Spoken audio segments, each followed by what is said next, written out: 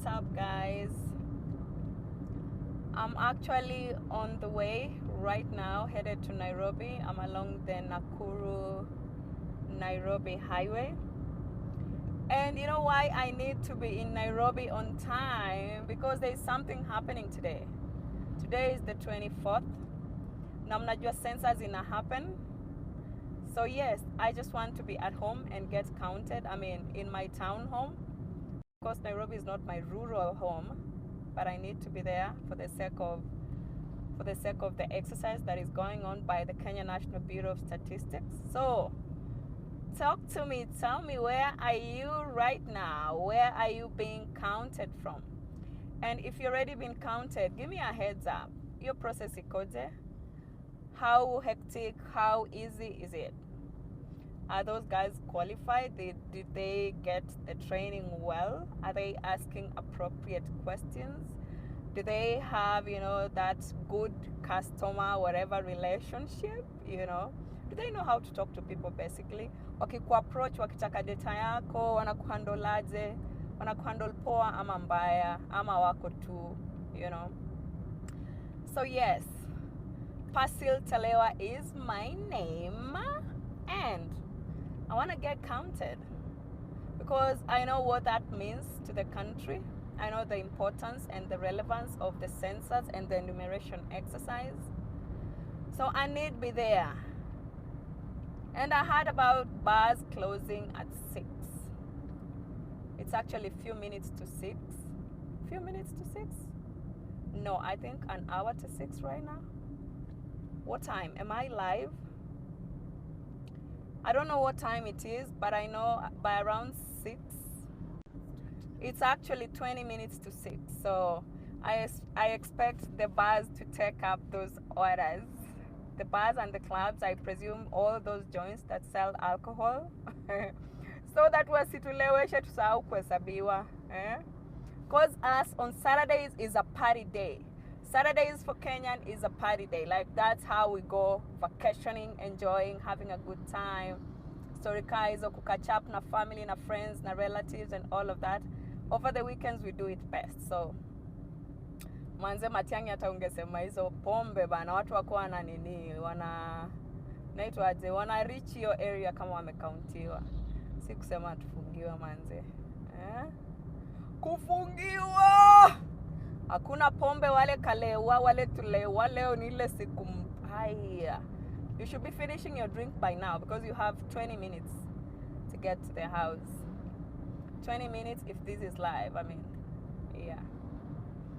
But I might post this later, so it's for the sake of kuwajulisha, remind. Mjue time ndio hiyo clock inatik. What is the importance of counting people?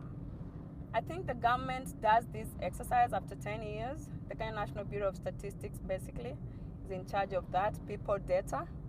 And it does this after 10 solid years. That means there's been a number of progress, when it comes to births and deaths and growth, So that's important so that they can know.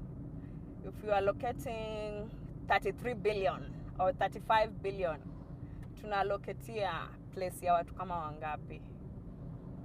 Ni resources za kuserve kama population ya watu wangapi? You know what I'm talking about? So feel free to share personally. That's my personal opinion. Feel free to share your data with the officers, the enumerators, basically, the guys who will be checking out at your doorstep.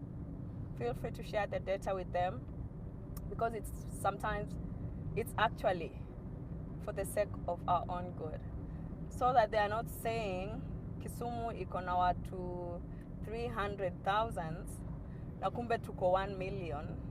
Kuna watu 700 walikuwa wamepotea hiyo siku tulikuwa tunawahesabu. So siku tunallocate resources zenye zina serve 300,000 watu. Tunaacha hao wengine nje, resources zina run, You know what I'm talking about.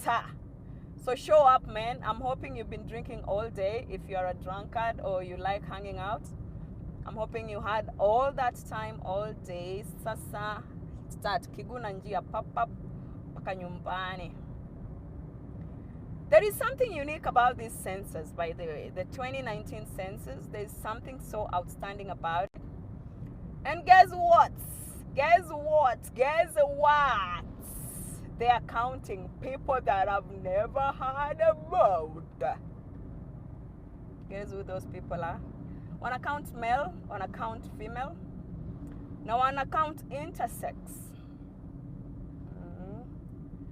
So they are counting male, female, and the intersex. So the intersex, it's the first time in the history of Kenya National Bureau of Statistics, and actually in Kenya, since inception, since hii country yanza kuitwa Kenya, ndio wana count sex inajita intersex for the first time. Like, are you male? Are you female? Are you intersex? You know what I mean? You know what I'm talking about? Are you married? Are you single? You know, whatever. So this time round, ni kama wameongeza, are you dating? That is so cool. Why? Because there's space for everybody. Everybody will feel like they've been included. Everybody will feel like, you know, they've not been left out. Even those who felt like they've been left out this time round, they feel like they're, yes, we are recognized, you know, that feeling that recognition and just knowing, yes, I'm intersex, but what? Even my country knows about it, you know, my government knows about it. That's something so nice. And it gives you some sort of, you know, how do I put it? Iyo kajina, iyo that kawad I'm looking for, it would give me like some sense of what? You know, belonging, like you are Kenyan and you're intersex and we don't have a problem with you. You are okay, you're not lost, you're in the rightful place. Guess what? Intersex basically means, you know what intersex means? I don't know. If you know, you can share with me much more on the comments. But I think my little understanding about intersex, the intersex community, is those kind of people who are neither male or female. Like, you can't say I'm male, you can't say I'm female, you know, because probably you have these genitalia, you know, that cannot typically put you into, I mean, categorize you into one side. Like, can I talk even about that sort of thing? Yes, and I think that's why the government has included it this time. Yeah, we were just sharing with somebody a few minutes ago, and these are people probably they don't have vaginal openings if they are, okay, I shouldn't even say if they are women. Like, probably they don't have vaginal openings, or they are just too tiny, you know, and so their physical appearance is probably masculine, like they appear like men. I don't know how to explain that. I think you guys need to. That's the new word on the block right now. And because the KNBS is bringing it on board, you need to understand the intersex community. Inaweza kuwa labda their clitoris is too tiny, you know, those kind of things. Or they bear XX, XY chromosomes, you know, like there's some biology around that. Nilipata ngapi biology, by the way? Sikumbuki, but I was so good when it came to food chain. Nani anakula nani, nani anakula nani. And then there used to be something else, you know. But I want you guys to just read through intersex. It's quite interesting, you know, to learn that when they talk about intersex, you guys know about homosexuals and stuff like that, but this is a whole different thing, eh? You know, like, it's so different. And first of all, when I heard about it, I first of all misinterpreted it because I didn't know where exactly this intersex falls. Like, so how si male na si female? Yes. Na wako na nini na hawana nini? Unaweza pata mtu akona sura ya dem, but labda akona ndevu, labda hormones zake huko ndani ni hormones za kichali. But the sura, the physical appearance, their genitalia is actually different, eh? But everything else, when you look at them, you might be like, Madam so-and-so. Kumbe inside their body, they are not Madam. They think they are Mr. Or they don't even know who they are. Because I'm told these intersex people, Somebody would live as an intersex and die as an intersex, and they don't even know to begin with that they are intersex. You know, they don't know where they belong.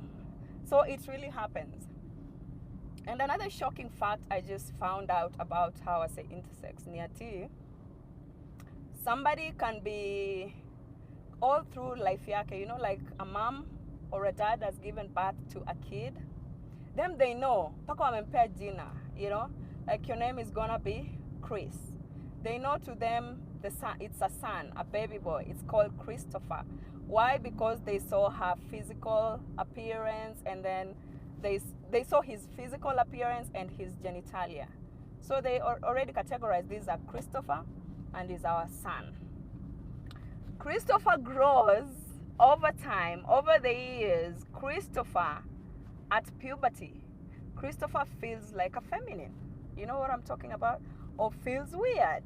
You know, that whole change. So it's really allowed. Like, some people might grow up until they get to puberty before they realize that they're actually intersex. You know what I'm talking about? You know what I'm talking about? So real, man. And yeah, so these kind of people who the society might be looking at and be wondering, you know, some of our communities, what one is a sema, we amerogwa, you know, those kind of things. Or in our family, we never have these kind of things. It's biological. It happens. Si uchawi, si urogi, you know. It's just about biology and science, so it's nothing new.